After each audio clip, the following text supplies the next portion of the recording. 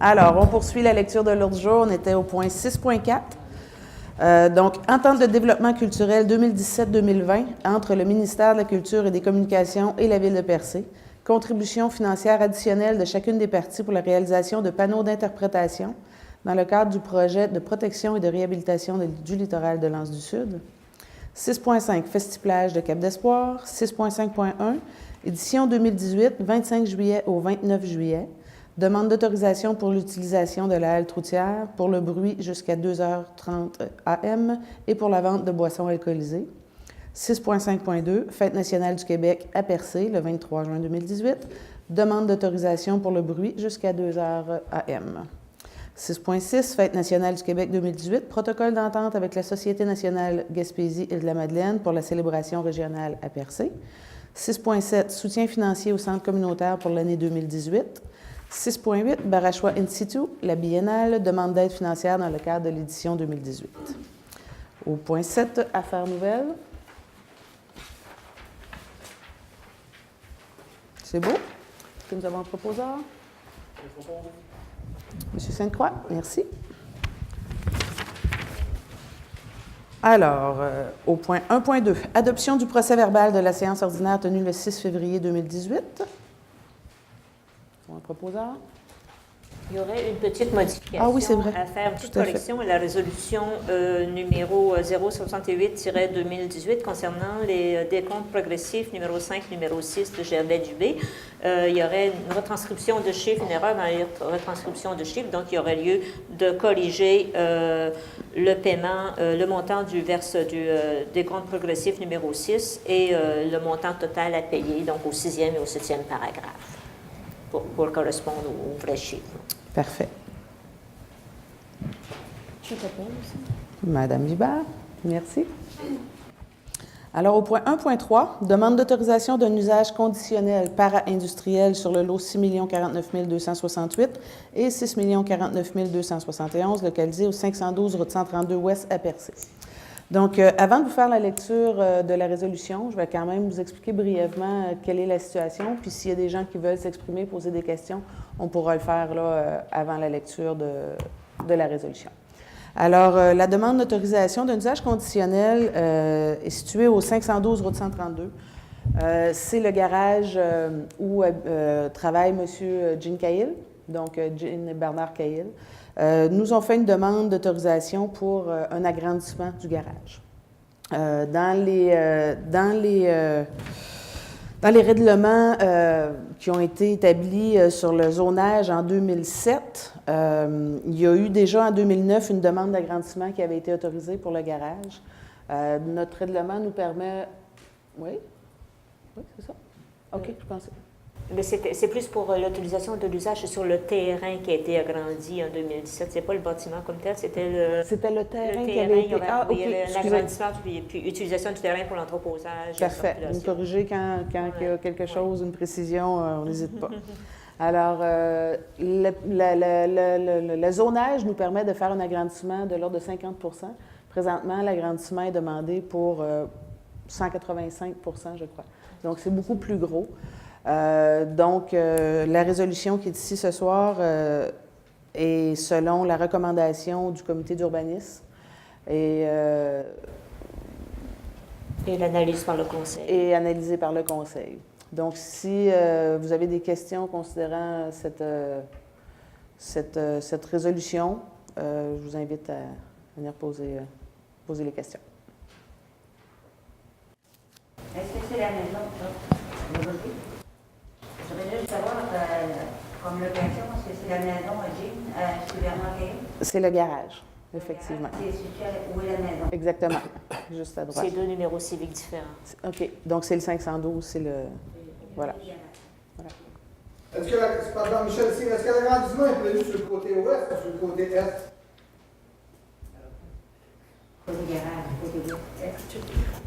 C'est une bonne question, monsieur. La première... Côté S, monsieur Daniel? Côté S. Côté S. Côté S, OK. Parce que la première, l'usage, le regardement qu'ils ont eu, c'était du côté ouest. Oui. Là, on a eu quelques problèmes de ce côté-là avec le voisin. Le côté est, il y a de l'espace pas mal.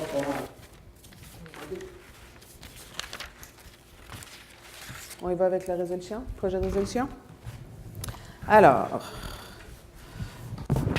demande d'autorisation d'un usage conditionnel. Considérant que la Ville de Percé a adopté le règlement numéro 353-2017 sur les usages conditionnels, lequel est entré en vigueur le 14 mars 2007. Considérant que le règlement numéro 353-2017 sur les usages conditionnels permet d'autoriser à certaines conditions un usage dérogeant aux dispositions du règlement de zonage en vigueur. Considérant qu'une entreprise spécialisée en excavation et en travaux de génie est exploitée sur le lot 6 049 268 et 6 049 271 du cadastre du Québec, localisé au 512 route 132 Ouest, Percé, d'une part en vertu d'un droit acquis et d'autre part en vertu d'une autorisation d'usage additionnel accordée en 2009 pour la partie de terrain acquise en 2008. Considérant qu'aux fins de consolider son entreprise, le propriétaire souhaite agrandir d'environ 186 % de sa superficie actuelle, le garage situé sur la partie du terrain bénéficiant d'un droit acquis. Considérant que le droit acquis ne permet d'agrandir le bâtiment que pour un maximum de 50 % de sa superficie actuelle, ce qui ne répond pas aux besoins de l'entreprise. Considérant que, pour réaliser son projet, le propriétaire demande l'autorisation d'exercer un usage conditionnel para-industriel sur la partie du terrain bénéficiant d'un droit acquis. Considérant que l'entreprise est située dans une zone à prédominance résidentielle où les usages industriels ne sont pas permis en vertu du règlement de zonage en vigueur. Le règlement de zonage permet l'implantation de ce type d'usage ailleurs sur le territoire. Considérant que le site actuel des opérations n'est pas suffisamment grand pour exploiter convenablement cette entreprise et permettre son expansion, d'autant plus que le propriétaire ne réussit pas actuellement à respecter les conditions obligatoires émises par le conseil municipal concernant les méthodes d'entreposage sur le terrain, dans le cadre de l'autorisation d'usage conditionnel accordée en 2009. La présence de cette entreprise dans ce secteur sensible, corridor touristique de la route 132 et terrain résidentiel voisin, amène des impacts visuels considérables sur le paysage et le milieu environnant. Les mesures de mitigation imposées par le conseil municipal en 2009, même si elles étaient respectées au complet, n'ont pas réussi à minimiser son impact sur l'environnement. L'agrandissement projeté aurait pour effet d'accroître les incidences gênantes pour le voisinage en termes de nuisances. La taille du nouveau bâtiment viendra accentuer l'impact sur le voisinage, considérant la faible superficie de terrain résultante suite à l'agrandissement, ce qui aura pour effet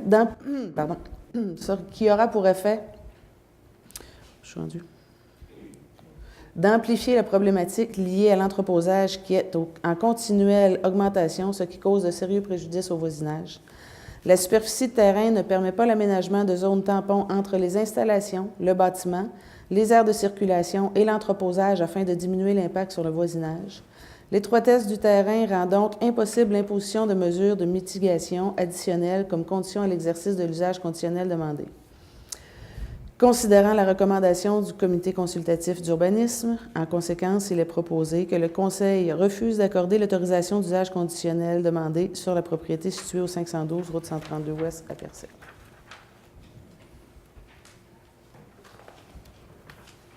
Madame Réal? Donc, Madame Réal, c'est fait. Merci, M. Denis aussi. Alors voilà, au point 1.4, adoption du règlement numéro 517-2018 sur la gestion contractuelle. Alors, j'inviterai M. Caron à nous préciser le point. Je vais lire le projet de résolution. Adoption du règlement numéro 517-2018 sur la gestion contractuelle. Considérant qu'un avis de motion du présent règlement a été donné à la séance ordinaire du 6 février 2018, considérant qu'un projet de règlement a été présenté à cette même séance, considérant qu'une copie du règlement numéro 517-2018 sur la gestion contractuelle a été remise aux membres du Conseil, considérant que des copies du dit règlement ont été mises à la disposition du public dès le début de la présente séance, considérant que les informations données par le directeur général sur l'objet du règlement et de sa portée, ce que je vais faire à l'instant. Donc, l'adoption de ce projet de règlement découle des nouvelles obligations et pouvoirs des municipalités en matière de gestion contractuelle prévues au projet de loi 122. Le présent règlement a pour objet de prévoir des mesures relatives à la gestion contractuelle pour tout contrat qui sera conclu par la municipalité, incluant certaines règles de passation de contrat pour les contrats qui comportent une dépense d'au moins 25 000 et de moins de 100 000. En vertu de ce règlement, la Ville pourra conclure des contrats de gré à gré dans le cas de dépenses d'au moins 25 000 et de moins de 100 000. Des mesures sont également prévues pour favoriser, si possible, la rotation parmi les fournisseurs potentiels à l'égard des contrats qui peuvent être passés de gré à gré lorsque la dépense est d'au moins 25 000 et de moins de 100 000. Donc, ce qui est important de retenir, c'est suivant les nouvelles dispositions législatives qui sont entrées en vigueur avec le projet de loi 122, les modalités d'appel d'offres ou d'octroi de contrat ont été modifiées. Donc, c'est possible de les modifier, il faut le faire par règlement. Le modèle de règlement nous a été transmis par la Fédération québécoise des municipalités, notre association municipale. C'est un règlement qui va être adopté sensiblement dans la majorité, sinon l'entièreté des municipalités au Québec. La grosse différence, c'est qu'avant, on pouvait donner des contrats de gré à gré jusqu'à un montant maximum de 25 000. Ça fait des années, des décennies que ce montant-là n'a pas été indexé. Maintenant, à partir de l'entrée en vigueur de ce règlement-là, on pourra donner des contrats de gré à gré jusqu'à 100 000, mais on pourra aussi quand même continuer. Ça sera une décision du conseil à la pièce. Si jamais une municipalité décidait d'aller en appel d'offres pour un projet X, sur un contrat de 50 000 par exemple, la municipalité pourra quand même le faire. Donc, à défaut, la municipalité pourra aller jusqu'à 100 000 de gré à gré, mais pour des besoins précis, la municipalité pourra quand même le faire comme on pouvait le faire avant, par invitation. Donc, s'il y a des questions ou sinon une proposition. M. Daniel, merci. Alors, au point 1.5, adoption du projet de règlement numéro 518-2018 modifiant le règlement de zonage numéro 436-2011 afin de modifier certaines dispositions pour assurer l'encadrement et la conformité des aménagements des propriétés privées contiguës au projet de protection et de réhabilitation du littoral de l'Anse du Sud à Percé. Alors, le règlement, le projet de règlement, au fait, est disponible. On n'en fera pas la lecture au complet. On va y aller avec la résolution. On n'a pas besoin de le lire. Pardon? On n'a pas besoin de le lire. Non, c'est ça. On n'a pas besoin de le lire. On y va avec la résolution. Alors, considérant que la Ville de Percé a adopté le 3 juillet 2012 le règlement de zonage numéro 436-2011, considérant que la Ville de Percé peut modifier son règlement de zonage en vertu de la loi sur l'aménagement et l'urbanisme, considérant que la Ville souhaite modifier son règlement de zonage afin d'assurer la conformité suite aux nouveaux aménagements proposés pour la nouvelle promenade dans le cadre du projet de protection et de réhabilitation du littoral de l'Anse du Sud, modifier les limites de certaines zones afin d'assurer une intégration harmonieuse et cohérente des nouveaux aménagements en bordure de la promenade de l'Anse du Sud.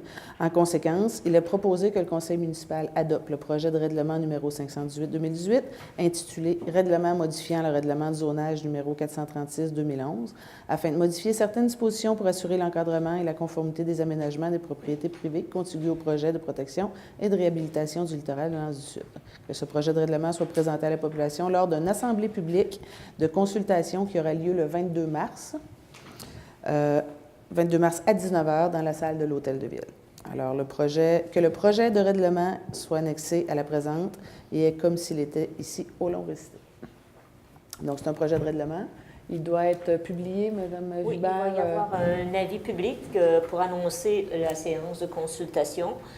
Où là, le règlement va être adopté avec plus de détails et entre-temps, les gens peuvent venir le consulter ici ou téléphoner pour avoir des informations. Et lors de la séance de consultation du 22, qui va être annoncée dans l'avis public, séance de consultation du 22 mars, à ce moment-là, les gens pourront poser des questions aussi et émettre des commentaires sur le projet de règlement. Donc, le 22 mars à 19h. C'est très bien. Alors, il n'y a pas besoin de proposition pour aujourd'hui? Oui, proposition quand même. J'ai une question. Là. Oui. On a discuté d'un changement des codes sur le document. Tous les changements qui ont été discutés lors de la dernière rencontre. Oui, c'est ça. Je vous l'ai transmis. Celui que vous avez entre les mains, c'est le même que je vous ai transmis hier là, par courriel. Non, pas le temps de regarder. Oui, c'est les changements dont on a discuté ont été... selon la séance. C'est bien? Parfait. Alors, une proposition, s'il vous plaît? Je propose. Madame Vivard, merci. Alors, au point 1.6, rapport de la greffière, participation des élus à la formation obligatoire sur l'éthique et la déontologie en matière municipale.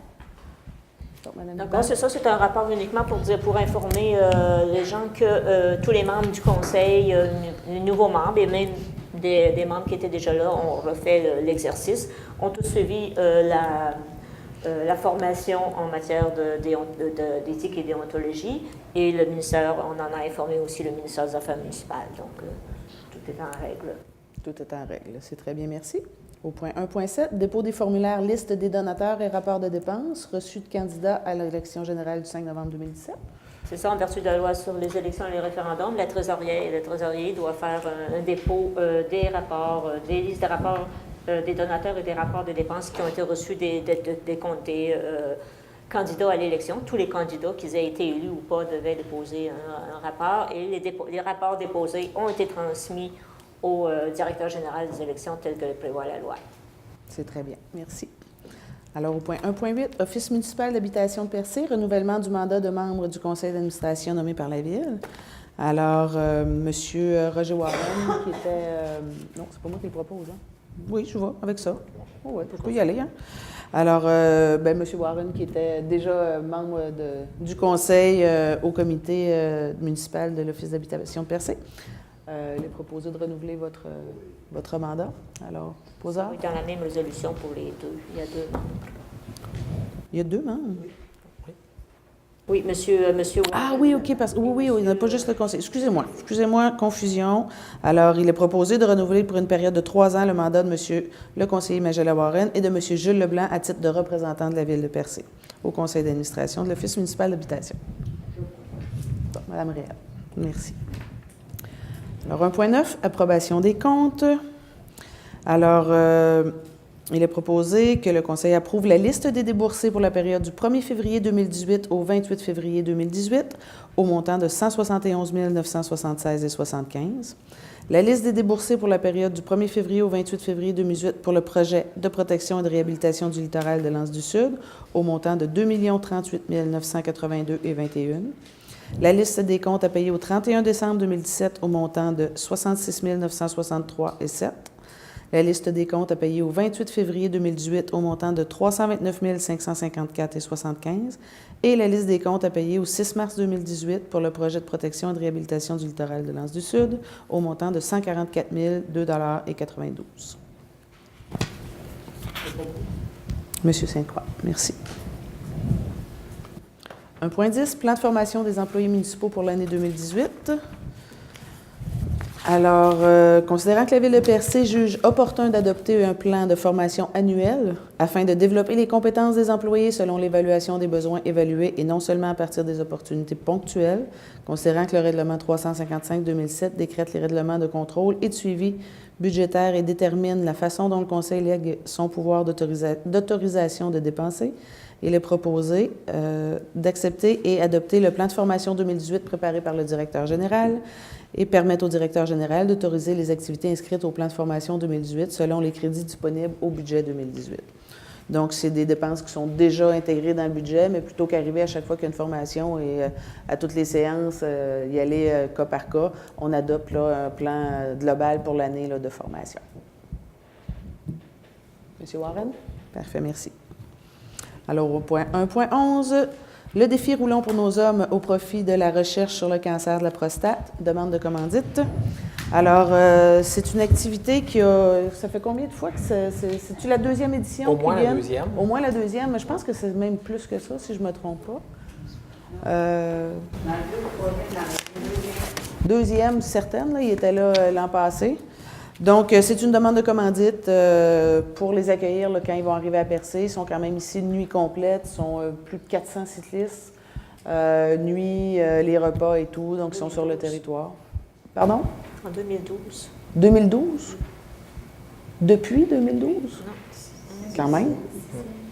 Sixième? Ils ont été créés en 2012, le défi. Je ne sais pas nécessairement que c'est... Ça ne veut pas dire qu'ils sont venus à Percé à chaque fois, là, c'est ça? Première émission en 2012. En passé, ils sont partis de l'extérieur vers Montréal. Ils sont venus de Maria ici. Je n'ai pas de précision. Je vais m'informer pour en avoir plus avant qu'ils arrivent. Je vais m'organiser pour les accueillir comme il faut. Alors, donc, il est proposé d'accorder un appui Pour l'édition 2018, au profit de la recherche sur le cancer de la prostate par le versement d'une aide financière de 1 000 est un soutien service estimé à 1 000 donc pour un total de 2 000, 1 000 en argent et 1 000 en services échangés. À partir de 2 postes budgétaires, donc un poste, une partie qui vient directement du poste info et accueil touristique et 500 $ qui vient d'info de l'accueil touristique et l'autre 500 $ directement dans le compte là, subvention organismes et loisirs, de loisirs. Alors, est-ce que nous avons une proposition? Monsieur, Madame Caillé. Alors, au point 2.1. Établissement des classes salariales du service de sécurité incendie 2021. Oui. Monsieur Caron, je vais vous laisser faire l'explication du point. L'ajustement des classes salariales, ça se veut un autre effort afin de stimuler le recrutement de nos pompiers, mais aussi de stimuler la participation de la formation de nos employés. Les nouvelles classes salariales prévoient que plus un employé se forme, plus son salaire de pompier va augmenter. Juste pour vous donner un exemple, le salaire de base de pompier qui rentre sans formation versus le pompier qui a atteint son niveau 4, son niveau 4 de formation, il y a quand même près de 5 $ de l'heure de différence. Donc, on veut stimuler la participation de nos pompiers au programme de formation, ce qui est obligatoire, mais on veut aussi là, profiter là, de salaires intéressants pour être capable d'aller chercher des nouveaux avoir un candidats incitatif pompiers. plus intéressant là, pour l'implication. Je veux aussi préciser que ces classes de salariales-là ne sont pas inventées pour percer, ne sont pas uniques à percer. On vient s'ajuster avec les classes salariales qu'il y a au service incendie de Grande-Rivière et au service incendie de Chandler. Donc, on va avoir une certaine uniformité dans le traitement salarial qui va être offert à nos pompiers. C'est parfait. Donc, on uniformise là, avec l'ensemble de la MRC, là, Oui. pratiquement. C'est très bien. Oui? Ça, on va-tu mettre ça en ligne, ça, cette grille-là?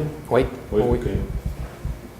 On a les copies aussi, là, si jamais vous êtes intéressé dans la salle, là, à les consulter, là, c'est possible aussi. Proposition. Merci, Mme Bourget. Alors, au point 2.2, campagne de recrutement de premiers répondants.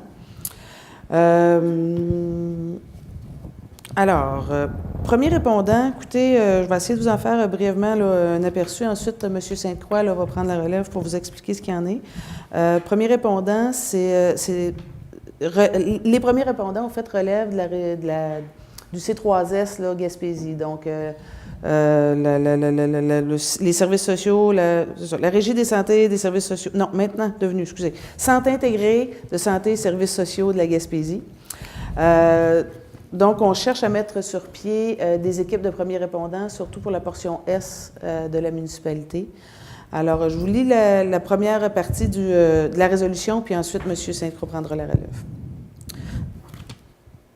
Donc, maintenant devenu... Oui, non, c'est bon. Services sociaux de la Gaspésie à la mise sur pied et au fonctionnement d'équipes de premiers répondants, principalement dans le secteur de son territoire où les délais d'intervention des services ambulanciers mettent en danger la survie et la santé des individus, lorsque survient une urgence médicale en dehors des services hospitaliers, et ce, en raison des distances, soit de Pointe-du-Banc à Saint-Georges. Considérant que les premiers répondants représentent un maillon important de la chaîne d'intervention préhospitalière qui permet de diminuer le taux de mortalité et de morbidité lors de maladies subites et de traumatismes en attendant l'arrivée des services ambulanciers, considérant que l'équipe de premiers répondants du secteur de Saint-Georges-de-Malbaie n'est plus opérationnelle et que les équipes de secteur de Bridgeville et de Barachois ont besoin de relève. Donc, en conséquence, il est proposé de lancer une campagne de recrutement afin de remettre sur pied l'équipe de premiers répondants de Saint-Georges-de-Malbaie et d'augmenter les effectifs des équipes de Bridgeville et de Barachois. À ça, là, s'ajoutent là, certaines informations. Là. J'invite M. Sainte-Croix. Effectivement. Donc, pour compléter, dans le fond, ce que Mme Poirier disait, les personnes intéressées à devenir premier répondant reçoivent une formation de 60 heures en soins médicaux d'urgence de l'équipe du préhospitalier du Centre intégré de santé et de services sociaux de la Gaspésie. Ces gens-là doivent participer à de 10 à 12 heures de formation continue par année également. Les frais de formation sont sous l'entière responsabilité du Centre intégré de santé et des services sociaux de la Gaspésie. Puis la Ville de Percé verse aux premiers répondants une allocation pour frais de déplacement pour chacune des interventions qu'ils seront appelés à faire. Toute personne des secteurs visés qui souhaite donner de son temps, volontairement et bénévolement, afin de contribuer à offrir à ses concitoyennes et concitoyens des soins médicaux d'urgence de qualité, dans le but de diminuer l'aggravation des blessures et des maladies subites, devra remplir un formulaire de candidature disponible à l'hôtel de ville. Ce formulaire contient tous les critères d'éligibilité pour exécuter un travail de premier répondant. Pour toute information supplémentaire, on peut communiquer avec la greffière de la ville au numéro de téléphone 418-782-2933 ou par courriel électronique à renseignement au pluriel @ville.percé sans accent.qc.ca. Donc, c'était juste un petit peu pour venir renchérir sur ce que ça consiste à être un premier répondant. Puis effectivement, comme Mme Poirier le mentionnait, dans le secteur est de la ville, donc Saint-Georges-de-Malbaie, Balachois et Bridgeville, on a des besoins quand même assez importants là, de premiers répondants. D'autres messages continueront de suivre. Fait que si jamais je vous interpelle à ce sujet, soyez indulgents, s'il vous plaît. Un peu ça. Ben, si vous connaissez des gens que ça pourrait intéresser, c'est bien d'en parler. Donc, il y aura de l'information aussi là, sur la page, sur le site. L'avis qu'on a préparé, le modèle d'avis qui a été préparé va être publié dans le journal. Dans le journal Le Havre aussi. Quand on a rencontré M. Roussel, c'est bien ça, nous parlait quand même des autres secteurs. Je pense que les autres secteurs c'est moins important compte tenu que les services ambulanciers sont situés plus près. Est-ce qu'ils cherchent quand même à avoir des gens dans ces secteurs-là ou pas pour l'instant? C'est vraiment pour les secteurs est, compte tenu que l'ambulance, là, c'est la même ambulance là, qui part du Cap-Blanc là, pour se rendre là, dans la portion est. C'est ce qui fait qu'il y a des délais là, évidemment plus longs. Là. On a quand même posé la question à savoir s'il arrive un cas, là, puis l'ambulance est partie vers Chandler, à ce moment-là, qu'est-ce qui arrive? Parce que c'est quand même inquiétant. Là. On veut que ce soit... Mais à ce moment-là, là, ils ont des ententes avec aussi la Ville de Gaspé, puis ils relayent les services là, avec la ville voisine. Voilà. Alors, proposition, s'il vous plaît? Monsieur Shane? Merci. Alors, au point 3, voirie municipale, érablière 3.1, érablière côté sucré, demande d'autorisation de déneigement d'une section du chemin du 6e rang de Val-d'Espoir pour les opérations relatives à la production acéricole de la saison 2018. Alors, au projet de résolution, autorisation de déneigement. Alors, considérant que le conseil municipal a déterminé les voies publiques municipales que la ville entretient en période hivernale pour la circulation des véhicules automobiles, résolution numéro 51-2009. Considérant que le conseil municipal peut, en vertu de la résolution numéro 51-2009, autoriser une personne, un organisme ou une compagnie à déneiger à ses frais un chemin municipal qui n'est pas déjà entretenu par la ville en autant que le demandeur satisfasse à certaines conditions, lesquelles sont énumérées dans la dite résolution. Considérant que l'érablière côté sucré opérant à Coin-du-Banc demande l'autorisation de la ville de déneiger le chemin municipal suivant, approximativement entre le 5 mars et le 5 mai 2018, dans le but de préparer les opérations de la production acéricole de 2018, pour la saison 2018. Une section du chemin du 6e rang de Val-d'Espoir sur une distance... Il n'y a pas... C'est plus ou moins 2 km. On avait enlevé la notion là, pour ne pas se limiter, mais en fond, dans la résolution, on va écrire sur une section du chemin du 6e rang. OK. Mais on sait que c'est plus ou moins 2 km. Parfait. En conséquence, il est proposé que le conseil de ville autorise l'érablière côté sucré à procéder au déneigement d'une partie de la route précitée pour la période prévue, et ce, aux conditions énumérées dans la résolution numéro 51-2019. Que cette autorisation est conditionnelle à ce que l'érablière sucré-salé, côté sucré,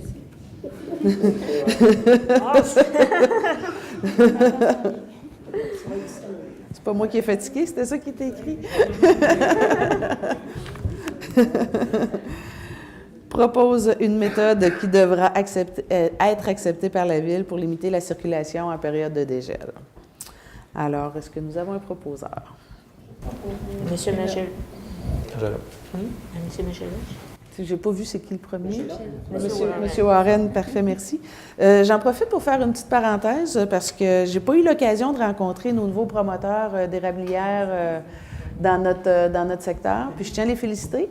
Je trouve ça très intéressant. Puis j'ai appris récemment qu'ils seraient déjà en production dès 2018. Donc je trouve ça le fun. Puis j'ai une petite mention pour dire que c'est intéressant de voir des nouvelles entreprises comme ça qui se développent sur le territoire. Puis on en entend parler beaucoup. Donc je pense pas... Je ne pense pas être la seule à être fière de ça. Ce ne sera pas une petite érablière. Non, c'est pas petit. On parle de 20 000 en taille. Il n'y aura pas 20 000 en taille pas cette année. Mais il y a un contrat d'approvisionnement avec le gouvernement pour jusqu'à 20 000 en taille. C'est quand même assez gros. Oui. Parce que les quotas d'exploitation acéricole là, sont...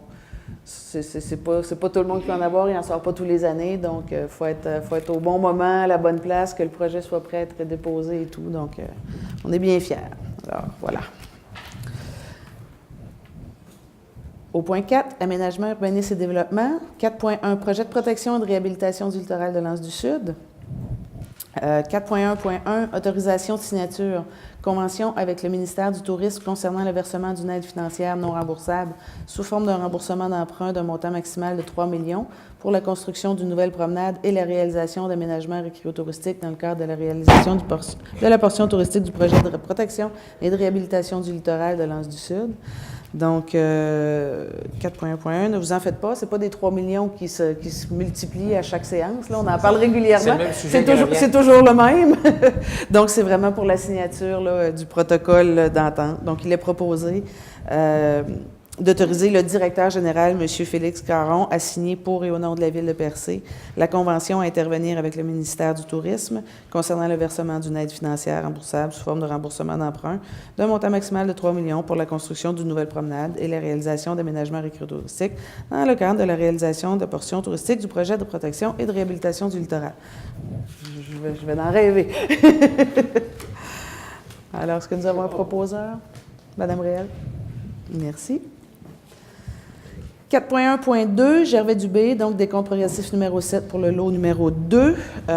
Donc, considérant que la Commission municipale du Québec a autorisé, résolution numéro 2017-159, la Ville a signé un contrat au montant de 6 834 859,17, taxes incluses, avec Gervais Dubé, suite à l'appel d'offres public intitulé démolition d'ouvrages existants, recharge de la plage et enrochement, dans le cadre de la mise en œuvre du projet de protection et de réhabilitation du littoral de l'Anse du Sud.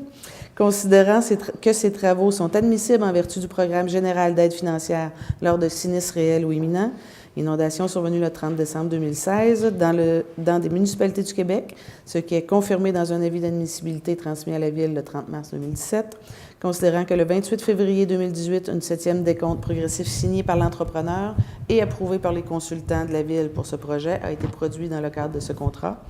Considérant que le montant payé pour ce décompte est établi à 67 210,98 taxes incluses, déduction faite de la retenue prévue au contrat. Donc, en conséquence, il est proposé d'accepter le décompte progressif numéro 7 et d'autoriser le paiement d'un montant de 67 210,98 taxes incluses à Gervais Dubé Incorporé. Proposeur? Madame Hubert. 4.1.3, La Fontaine-Leclerc, décompte progressif numéro 4 pour le lot numéro 3. Alors, considérant que la Ville a accepté la soumission de La Fontaine-Leclerc au montant de 7 230 777,75, résolution numéro 003-2017, suite à l'appel d'offres public intitulé « Aménagement du paysage et de la promenade et construction de stationnement et d'un bâtiment », dans le cadre du lot 3 de la mise en œuvre du projet de protection et de réhabilitation du littoral de l'Anse du Sud, considérant qu'en vertu de dispositions prévues à l'appel d'offres, la Ville cède au soumissionnaire retenu pour le lot 2, soit Gervais Dubé, les droits qu'elle détient dans le contrat intervenir avec le soumissionnaire retenu au terme de l'appel d'offres pour le lot 3, considérant les paiements pour le lot 3 que les paiements pour le lot 3 doivent être faits par chèque conjoint émis à l'ordre de Gervais Dubé et à La Fontaine-Leclerc, considérant que le 28 février 2018, un 4e décompte progressif signé par Gervais Dubé et approuvé par le consultant de la Ville pour ce projet a été produit dans le cadre de ce contrat, considérant le montant payé pour ce décompte est établi à 489 359,57, taxes incluses, déduction faite de la retenue prévue au contrat. Donc, en conséquence, il est proposé d'accepter le décompte progressif numéro 4 et d'autoriser le paiement d'un montant de 489 359,57, taxes incluses, par chèque conjoint fait à l'ordre de Gervais Dubé et à La Fontaine-Leclerc. Proposition? Monsieur Warren. Merci. Donc, au point 5, tourisme, contrat d'entretien ménager du bureau d'accueil touristique pour la saison estivale 2018. Donc, il est proposé de renouveler pour la saison estivale 2018 le contrat de M. Luc Landlois relativement à l'entretien ménager du bureau d'accueil touristique pour un montant de 750 $ par mois. D'autoriser le directeur général, M. Félix Caron, à signer le dit contrat pour et au nom de la Ville.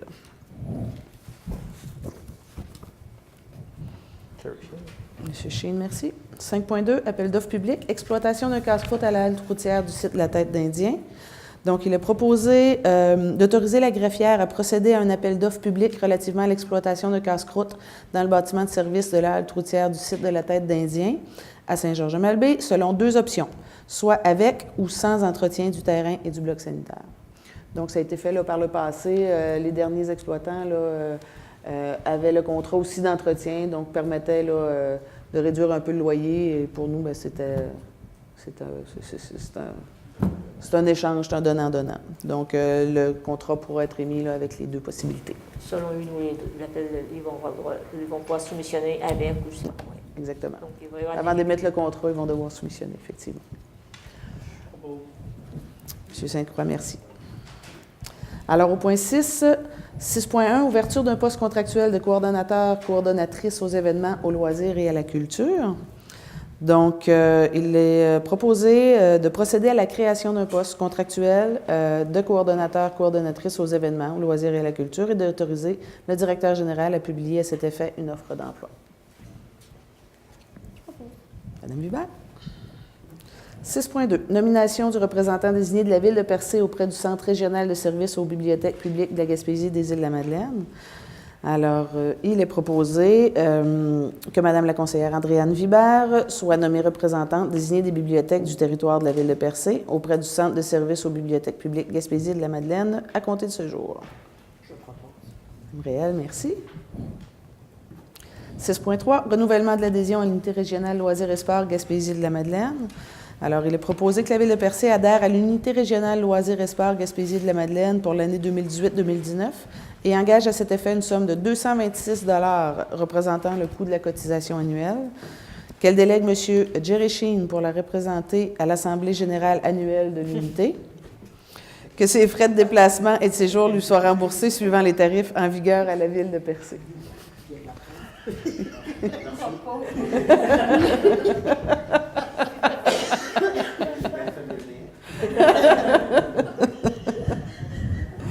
Il ne savait pas.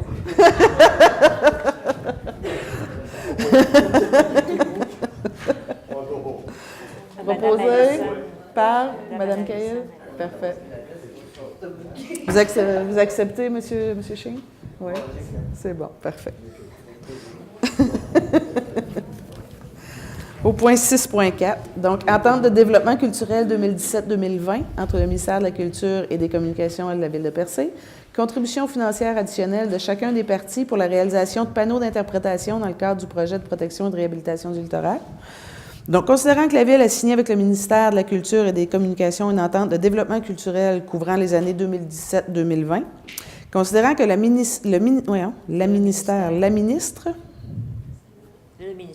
ministère a informé la Ville de la disponibilité de fonds supplémentaires d'un montant de 3 000 $ pour la réalisation de projets en stratégie maritime.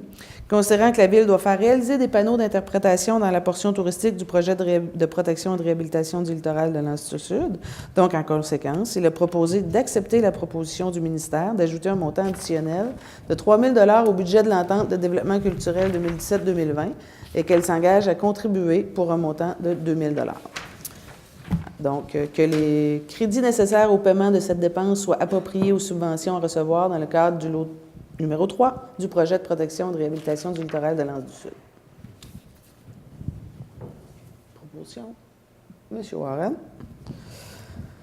Merci. Alors, 6.5, Festiplage de Cap d'Espoir. 6.5.1, édition 2018, 25 juillet au 29 juillet. Demande d'autorisation pour l'utilisation de la halte routière pour le bruit jusqu'à 2h30 AM et pour la vente de boissons alcoolisées. Alors, il est proposé que le Conseil autorise le comité organisateur du Festiplage de Cap d'Espoir à utiliser le terrain de la halte routière. Je pense que c'était dit pas mal dans la lecture de l'ordre du jour, donc pour l'utilisation de la halte et le bruit jusqu'à 2h AM. Opposition? On propose les deux. Vous proposez les deux? Proposition conjointe. C'est qui propose, là? Donc, Madame Bourgette pour la première, 6.5.1. Ensuite, Festiplage, 6.5.2, pardon. Fête nationale du Québec à Percé, 23 juin 2018. Demande d'autorisation pour le bruit jusqu'à 2h AM. Donc, il est proposé d'autoriser le Festiplage de Cap d'Espoir conformément à l'article 7 du règlement numéro 461-2013 relatif aux nuisances à tenir ses activités jusqu'à 2h AM lors du spectacle présenté à Percé le 23 juin. Monsieur Chine, merci.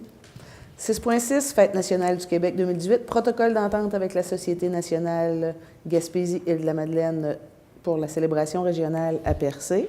Donc, il est proposé, considérant que la candidature de la Ville de Percé a été retenue par la Société nationale Gaspésie-de-la-Madeleine à titre de producteur délégué de la célébration régionale 2018 de la Fête nationale du Québec, considérant que la Ville recevra à cet effet une aide financière avoisinant les 18 000 $.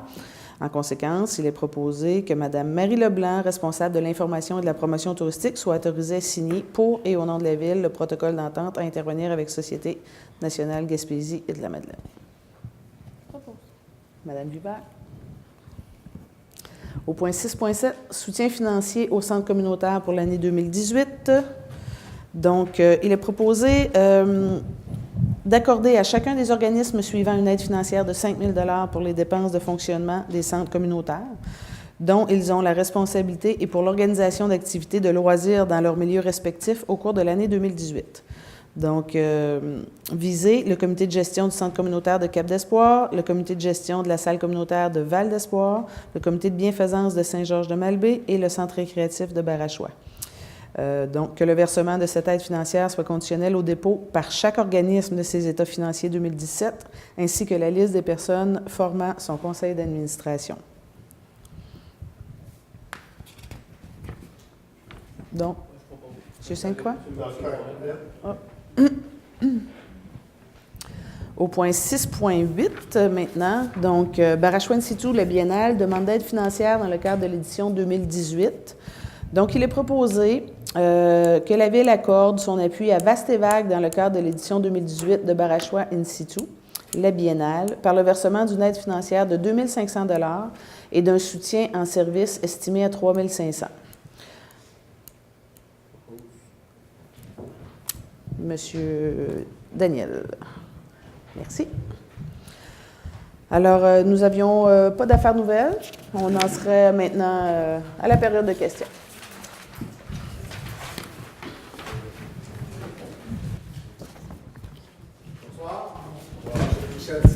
Bonsoir, M. Cyr.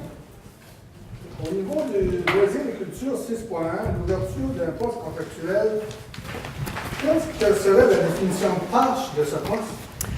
Bien, écoutez, j'ai le projet d'affichage de poste qui va être affiché là, sous peu. Donc, on parle vraiment de planifier le calendrier annuel des événements et de loisirs, de préparer, organiser, réaliser les événements sous la responsabilité de la Ville, Journée de la culture, fête nationale, accueil des groupes spéciaux. On parle vraiment là, d'être en mesure et d'accueillir ce qui se passe déjà sur le terrain.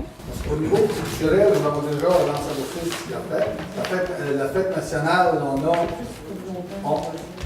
c'est communautaire, loisirs, culturel. On parle vraiment, là, c'est communication. Donc, c'est un poste là, qui est assez large. On n'a pas vu beaucoup d'interventions qui venaient directement d'ici. Là. On avait de l'information de ce qui se passait sur le territoire, non pas d'intervention. OK. On demande aussi qu'il y ait une initiative qui soit prise. Il y a le volet événement qui est important aussi avec tous les courses. Donc là, j'ai nommé là, les extrêmes qui se passent depuis quelques années. Est-ce que déjà, par exemple, je n'ai pas vu passer à la MRC, vu que vous êtes sur la table des maires, on n'a pas déjà fourni au niveau culturel pour l'ensemble du territoire des personnes qui déléguées là-dessus? un poste? Oui. à la culture. Pour la politique culturelle, C'est la... Oui, ouais, pour la politique culturelle de la MRC. OK, c'est bon. C'est nouveau, on va voir ce que ça donne. Maintenant, la question que j'ai pour le budget 2018 dans la colonne de revenus, est-ce qu'on a des sources de revenus qui vont venir du géoparc? oui, mais il y a les taxes. Les taxes, les revenus au niveau du... Du stationnement. Du stationnement. C'est le protocole d'entente. C'est, ça ouais. va être calculable ou inséré dans le C'était là. 2018. Oui, oui, c'était là en 2017 aussi. Puis c'est plus. Ça fait partie. Est-ce qu'il y a un poste ouvert ou ça fait partie de l'argent global? Est-ce qu'il y a un poste qui est inscrit? La façon qui est inscrit, bonne question, M. Je pense Cyr, pas qu'il y a là. un poste budgétaire du revenu spécifique du géoparc qui a été créé. Mais, Est-ce qu'on sait combien est-ce qu'il nous... oui, on le sait. Oui, oui. C'est-tu dans le service rendu? Je ne pourrais pas vous dire là, précisément à quel endroit qu'on l'a mis là, dans les codes budgétaires, mais Faudrait demander, on pourrait le demander à Mme Desgaries, là, elle sera en mesure de nous répondre exactement où il est là, mais il était là en 2017. OK. Puis, Il était déjà là. Merci beaucoup. Moi, j'ai une question sur Lynn Beaulet. J'ai une question sur l'été prochain. oui, allez-y. J'ai une question posée sur le quai. On n'en entend pas tellement parler, n'est-ce pas? Alors, j'aimerais savoir qu'est-ce qui arrive avec notre quai pour l'an prochain.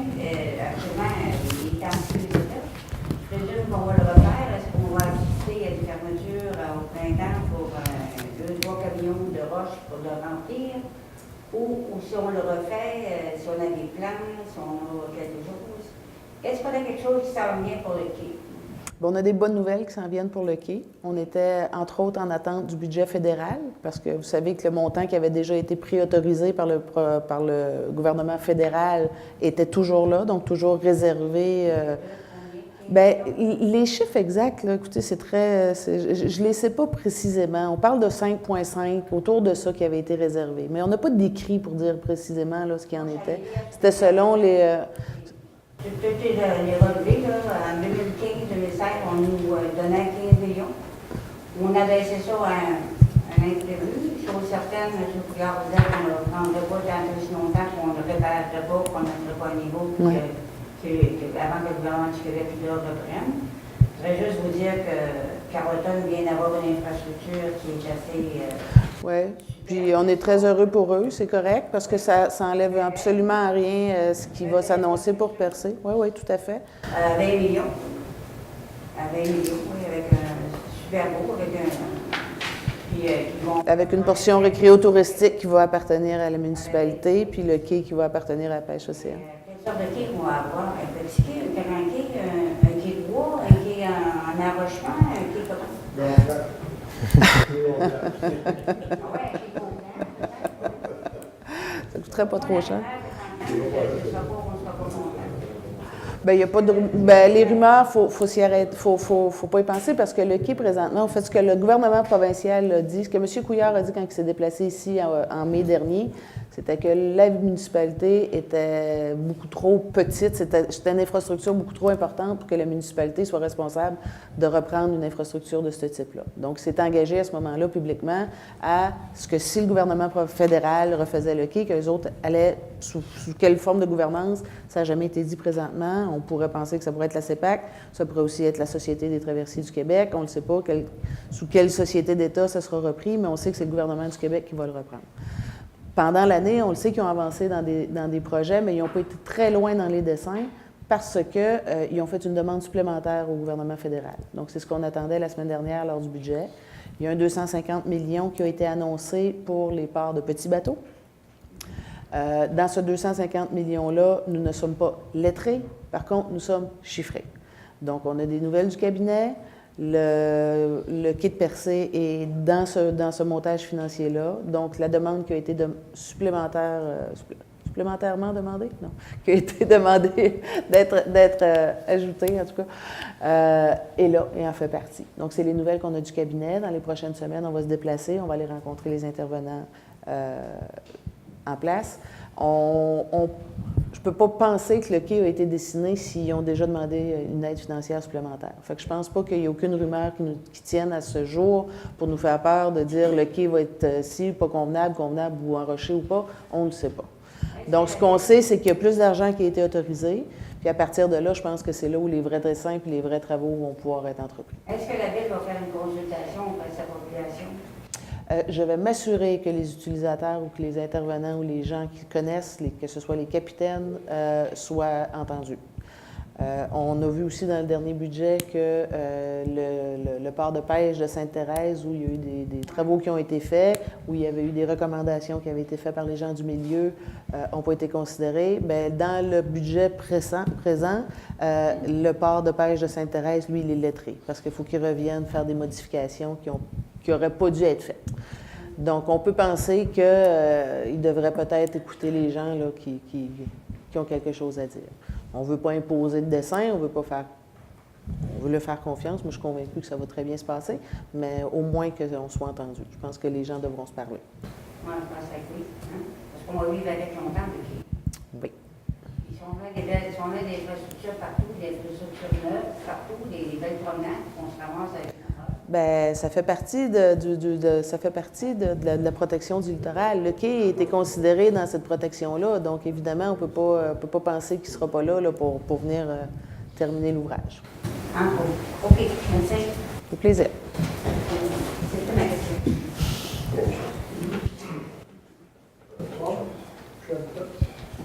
Bonsoir, M. Méthode. Une question, M. C. Quel est le montant des taxes pour le bâtiment Cléopâtre pour 2018? Ah, 2018, je n'ai pas regardé. 2017, c'était 49 000. 2018, je n'ai pas, Le bâtiment principal, vu. Le terrain que le bâtiment principal est dessus, est-ce qu'il est acheté? Non, pas encore. Il est en servitude présente. Il est en occupation, occupation. comme en occupation pour l'instant. Comment on peut déterminer les taxes si le terrain peut acheter? Bien, la grandeur du terrain autour, c'est ce qui est le minimum conforme à ce qui soit autour. Là. Les Je taxes pense sont que c'est calculées là-dessus, sur puis c'est vraiment l'occupation sur la valeur du du bâtiment, sur l'occupation.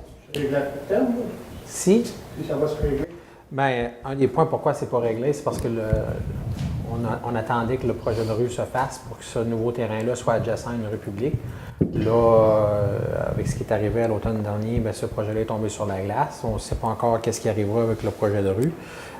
Donc, si jamais la rue ne se fait pas ultimement, il faudra probablement cartographier ou cadastrer la rue pour se rendre jusqu'à là. Il y a une rue, il y a un chemin qui est existant, mais officiellement, c'est pas une rue là, cadastrée là, au terme du règlement de zonage.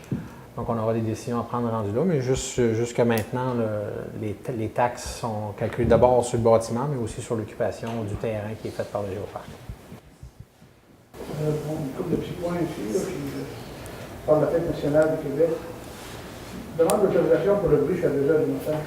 Je ne sais pas s'il y en a parmi nous autres qui demeurent à l'entour, mais personnellement, je suis dans le ville, puis ça me réveille dans ma chambre. Moi, je n'appelle pas ça une festivité, j'appelle ça une nuisance. C'est ça la promotion touristique, donc c'est juste c'est des campagnes. Donc, ça aurait pu finir un petit peu plus tôt, puis quand le marché arrive, on va trouver un autre système. C'est sûr qu'il y a des gens qui doivent s'en plaindre, mais qui n'osent pas venir le dire. C'est une question ou un commentaire, M. Méthode? Pardon? C'est une question ou un commentaire? C'est un commentaire. Donc, je ne vais pas répondre. J'imagine que je le fais parce que je ne suis pas le seul qui pense la même chose.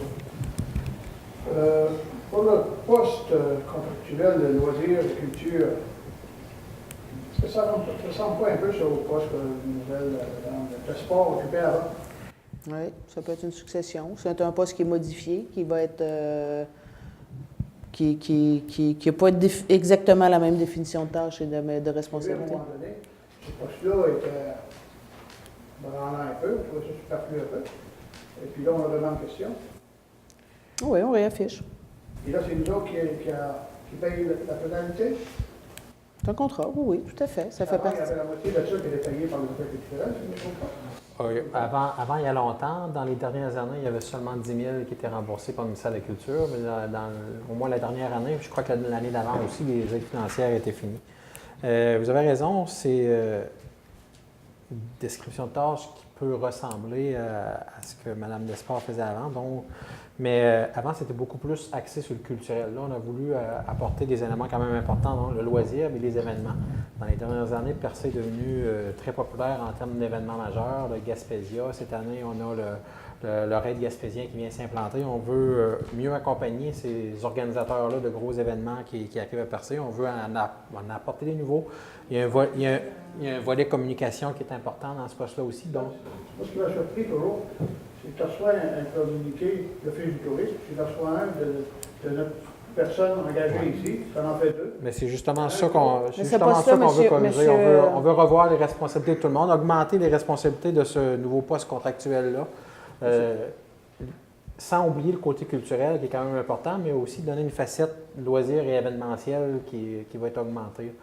Pour répondre à la réalité d'aujourd'hui, il y a des événements majeurs qui se passent à Percé.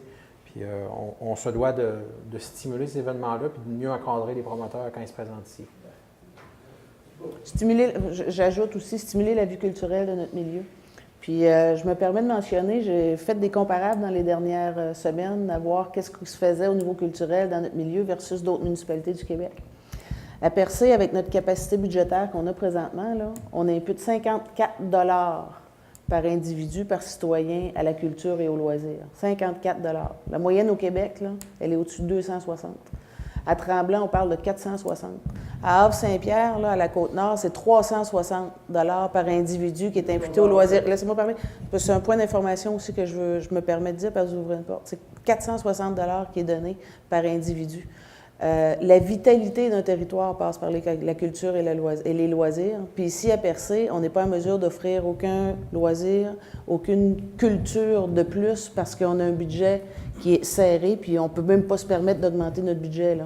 Donc, on a un poste qui va être ouvert. Je ne sais pas qu'est-ce que ça va imputer par citoyen, là, ce salaire-là, mais je pense que c'est nécessaire dans notre milieu de stimuler ce...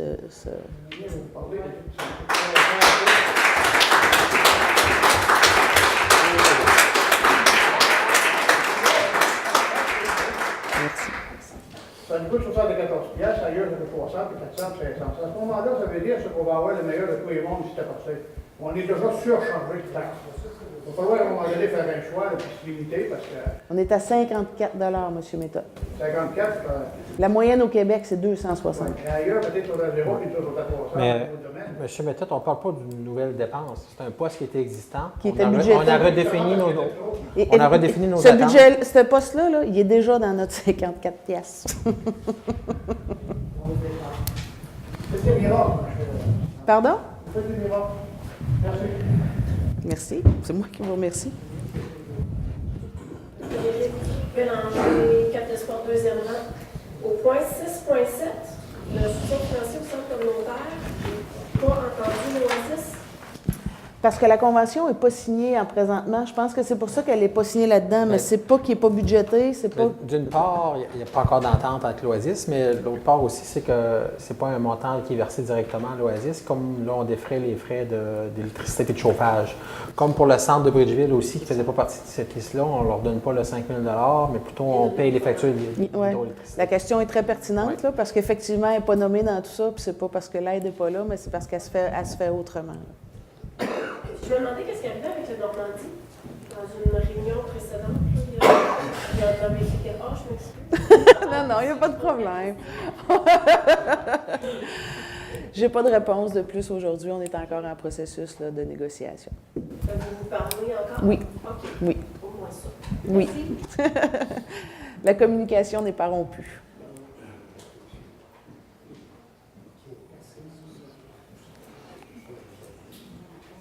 Bonsoir tout le monde. Bonsoir, M. Préchette. Cap d'Espoir. Bonsoir. Je vous ai déjà interpellé sur un petit sujet concernant le Cap d'Espoir. J'aimerais bien qu'on en tienne compte peut-être au niveau du trottoir du bord de la plage. J'aimerais savoir s'il est dans le plan triennal ou il est dans le plan de cette année. Il n'est pas dans le plan triennal. Non, c'est pas une dépense assez, C'est pas une dépense assez qui, grosse pour non. l'inclure dans le PTI. là. Mais son importance est tellement vitale. Oui, puis vous faites bien de ramener le point, mais c'est certain que là, on n'est pas dans la période pour avoir fait quoi que ce soit depuis la dernière fois que vous en avez parlé, mais... Je vis en face, puis je vois ce qui arrive. À chaque tempête, on va en avoir d'autres. Donc, j'imagine que dans l'état où il est actuellement, il aura besoin de quelques douceurs au printemps. Je m'aperçois dans vos statistiques, ou du moins de vos chiffres, qu'on s'amuse moins à percer qu'à Cap d'Espoir. La durée pour la demande d'autorisation de permis est plus courte à percer qu'à Cap d'Espoir. Ben non. Ah, d'une demi-heure, c'est 2h30. Ben C'est oui. la demande qu'ils ont faite. Alors, Ben oui. je souffrirai une demi-heure de plus. Merci. J'ai posé la question. Je voudrais revenir peut-être sur le règlement 517 de 2018. Il a été introduit ce soir et voté ce soir, donc c'est la première fois, je pense, qu'on peut en prendre connaissance à ce point. Maintenant, on peut y réfléchir comme étant un fait accompli et un mode opératoire qui sera le nôtre au niveau de la ville. J'aimerais savoir, effectivement, s'il y a des mécanismes de publication des différents contrats qui seront gérés entre 25 000 et 9 c'est quoi? C'est 100 000. 99 000. Ouais. Le rapport Est-ce qu'ils annuel. sont postés en quelque part pour appeler les soumissions? Au fait, c'est pas nécessaire. La politique présente permet d'aller de gré à gré. Comme on a mentionné, M. Caron Ouais. le précise Ce aussi. que M. Fréchette veut savoir, c'est un coup que à moins que je me trompe, c'est un coup que les contrats soient donnés, est-ce qu'ils vont être affichés à quelque part? C'est ça? Non, au départ, Non. OK. À l'affichage, par OK. exemple, À l'affichage. sur la Poste au Québec, il y a des banques de contrats. OK, mais non, on parle de gré à gré. On parle vraiment de gré à gré. Donc, on n'est pas dans l'obligation d'aller en soumission. On a le droit d'octroyer jusqu'à 100 000 un contrat de gré à gré. C'est ce que la politique va nous permettre Ouais, maintenant. Ce que je comprends, c'est qu'il y a plusieurs modes d'appel. On peut aller en appel d'offres. Comme Voilà. un Donc- des modes, c'est le gré à gré. Exactement. Ça est conditionné par une série de critères. Tout à fait. Donc, c'est OK. pas parce que Donc, c'est pas quelque chose pour justifier le gré à gré. C'est quelque chose ça nous permet. qui est la passation des marchés engageant les deniers publics, quel que soit le mode. Voilà. Donc, pas de gré à gré, parce que là, on donnerait tout le pouvoir à une seule personne ou à un groupe de concocter le projet qu'ils veulent bien et qu'il n'y a pas de mécanisme de contrôle. Un mécanisme d'appel d'offres, ça veut dire qu'il y a des soumissions, et ce n'est pas simplement de dire de gré à gré. C'est qu'il y a un appel d'offres en fonction de soumissionnaire. Pas quand c'est de gré à gré, M. Je sais, Fréchette. de gré à gré, c'est vous choisissez. Et voilà. de faire. Et voilà. Mais il y a aussi des provisions pour faire des appels d'offres. Tout à dans fait. le document. Bien sûr. Voilà, c'est ce que je veux Bien distinguer. sûr. Voilà. Chapitre 2. Et, pardon? Dans le chapitre 2, généralité ABC. Oui, je les ai tous lus. Ben, c'est pour ça, c'est parce qu'on parlait simplement de gré à gré, alors que ce n'est pas strictement de gré à gré. C'est ça, c'est marqué. Voilà. ABC. Mais C'est pas un automatisme. voilà, c'est le dernier choix, Ouais. même Mais probablement. la différence, c'est que maintenant, on peut le faire de gré à gré. Ce que vous dites, on pouvait déjà le faire avant les appels d'offres À sur 25 invitation, 000 jusqu'à de 25 à 100 000 maintenant. Voilà. Sur une décision du Conseil, on pourra quand même donner un contrat, par exemple, de 35 000 de gré à gré. Parce qu'on ne pouvait pas le faire avant les nouveaux pouvoirs de 122. Voilà, non, ça, C'est je ça. conviens, c'est un nouveau mode opératoire dans l'attribution des contrats. Ouais. OK? C'est aussi simple que ça. Et voilà. On va s'y habituer, parce qu'on a augmenté la marge, si on Tout à veut, fait. jusqu'à 100 000 moins de dollars. Voilà. Voilà. Donc, je posais la question sur les publications de ces différents contrats-là. Bien, quand il y en aura, on pourra choisir si on appelle sous invitation. Je veux dire, on pourra faire tout simplement demander des soumissions aussi. On pourra le faire comme ça. Est-ce qu'il y en a Mais qui- on va aussi, M. Fréchette, au courant de l'année, se faire à l'interne une politique d'achat aussi. Donc, on va le travailler. Il y a publication sur SEAO où on doit divulguer. Bon, oui, puis quand c'est... oui, tout à fait. Quand c'est Même ça... de gré à gré, il y a un endroit pour les mettre les contrats de gré à gré. Il y a un rapport annuel, en vertu du règlement, il y a un rapport annuel sur la gestion contractuelle qui doit être préparé et déposé par le directeur général. Ça répond à une de mes questions. Quel est le mécanisme d'examen ou de reddition de compte? Bon. La notion d'assurer la rotation, comment elle est réglée? Je sais qu'il y a des paramètres, mais est-ce qu'elle est conditionnée par une obligation ou bien on Ben, dans le- ne décide pas? Parce que l'annexe 4 précise simplement de cocher c'est accordé ou c'est pas accordé. Bien, au fait, Il y a des mesures dans le- allez-y, Mme Pubin. Il y a des mesures dans le règlement prévu. Ouais. Si vous utilisez le règlement, c'est Parce que ainsi. les mesures n'ont pas de mordant. Ils sont simplement énoncés au niveau des principes, mais en cas de contravention, il n'y a pas de sanction. C'est un très beau document pour permettre des choses, mais il n'y a pas de frein. C'est comme un véhicule qui n'a pas de frein ou qui n'a pas de volant jusqu'à un certain point. Et ça, ça peut être dangereux dans l'argent public, dans les deniers publics.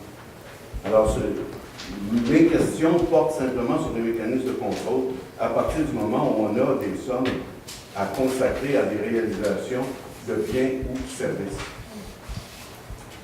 Alors, est-ce que les élus auront parce que vous êtes impartis là-dedans, vous êtes impliqués, il n'y a pas que le directeur général, est-ce que vous aurez des formations sur les passations de marché, sur les notions de passation de marché?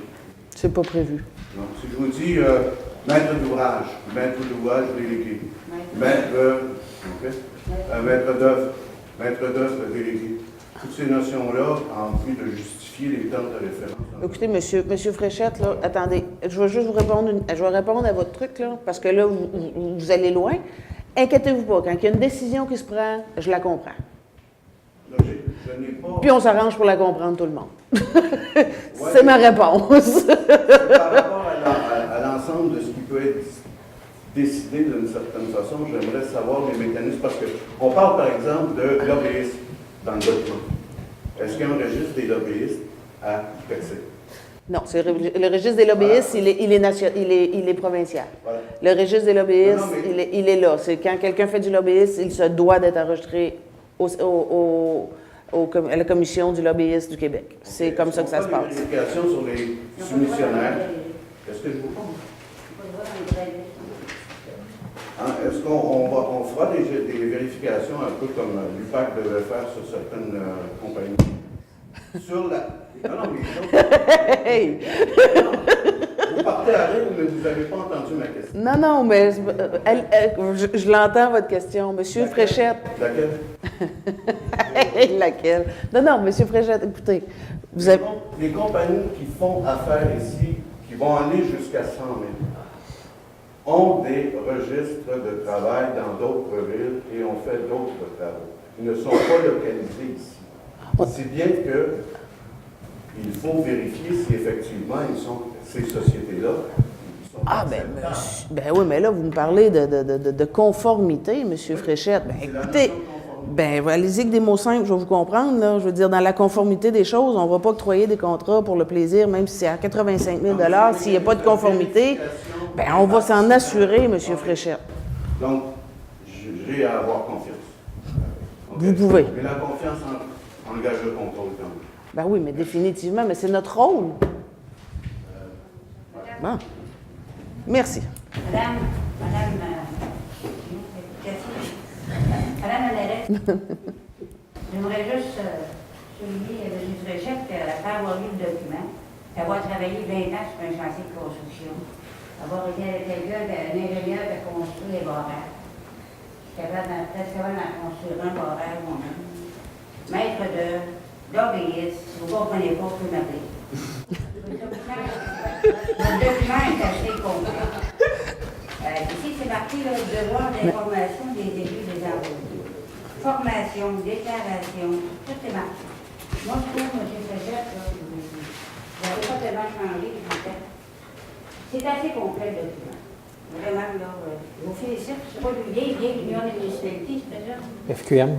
C'est la FQM, oui. C'est la Fédération des municipalités du Québec. Ce document-là, il n'y a pas de percée, il n'y a pas quelqu'un ici qui l'a écrit. C'est à quel titre vous êtes ordonné? J'interviens ça pour dire que vraiment... Non, mais je veux dire, attendez, Mme Baudin, toute question est pertinente. Venez-vous donc pour la faire.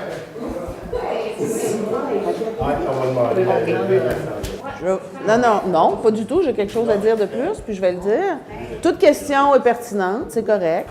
Si on a besoin d'être assuré, on va le faire. Puis je l'ai répondu à M. Fréchette en toute transparence. Puis si M. Fréchette me pose une question, je ne comprends pas, ça ne me gêne pas. Puis inquiétez-vous pas, quand je dis je ne prendrai pas de décision à nulle part avec le conseil ici sans qu'on comprenne qu'est-ce que ça implique.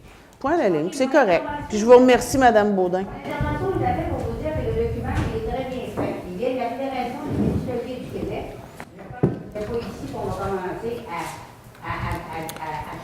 C'est correct, Mme Baudin. C'est beau. Je vous remercie. Non, non, non, non. Le quai qui a été à la 5000 tout l'été, puis la télévision qui est dernièrement encore, pour vous informer sur le quai. S'il vous plaît. Vous savez pas ce qui se passait. S'il vous plaît. On a une question encore à répondre, s'il vous plaît, sinon je lève l'Assemblée. Bonjour, je suis Fournier Lévesque, la nouvelle résidente de Barachois. En fait, je voulais savoir s'il y a des sous qui sont prévus pour les travaux liés à la halte. En fait, on sait que ça a été beaucoup démoli avec la météo, tout ça.